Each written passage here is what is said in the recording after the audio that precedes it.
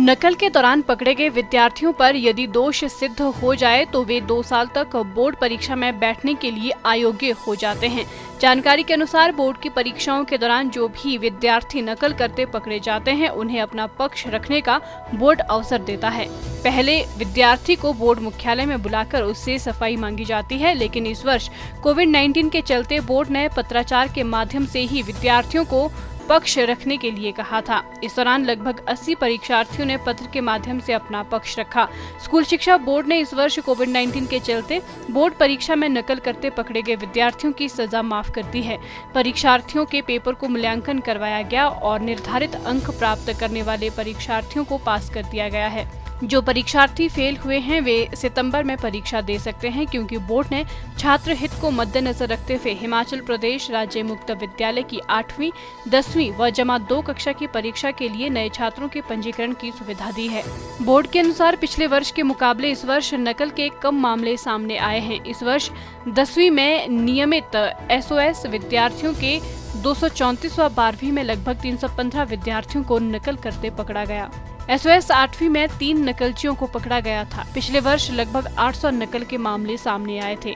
School शिक्षा board के chairman doctor Suresh Kumar Soni ने कहा कि कोविड-19 के चलते बोर्ड परीक्षा में नकल करते पकड़े गए परीक्षार्थियों की सजा माफ कर दी गई है।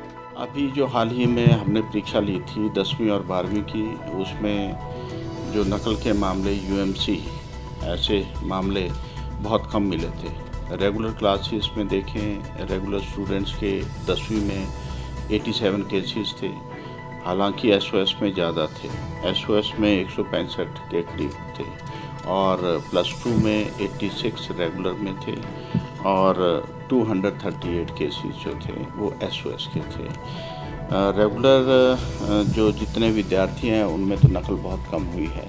आप मैट्रिक में देखें कि 7.5 लाख आंसर शीट्स पे केवल 87 शीट्स पे ही ऐसे UMC बने हैं और +2 में 4.5 लाख से ज़्यादा आंसर शीट पे केवल 86 ऐसे मामले बने हैं। तो ऐसे सारे बच्चों से, चाहे SOS के हैं या फिर रेगुलर के रूप में उन्होंने परीक्षा दी थी, तो उन सभी बच्चों को हमने एक नोटिस जारी किया था और उनसे कहा था कि आप बताइए कि आपने नकल किया तो क्यों ना आपके ऊपर कोई आपके खिलाफ कार्रवाई, दंडात्मक कार्रवाई की जाए।